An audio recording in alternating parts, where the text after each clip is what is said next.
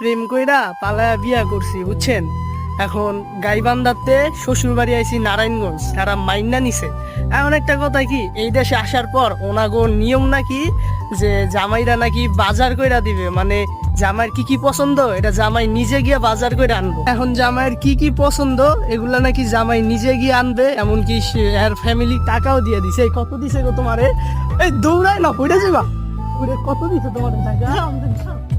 দেখছো গাইস, আমাকে দিয়ে বাজার করতে পাঠাইছে, আমরা দুইটাই তো বাচ্চা বাচ্চা। নাকি এরা কি রিলেশন করে বিয়ে করার কারণে আর কি আমাকে শিক্ষা দিতেছে নাকি কিছু বুঝতেছি না গাইস। যে আপনারা আমাকে থেকে তো ভালো বুঝুন, আপনারা সবাই কমেন্টে জানান। ঠিক করেছি না?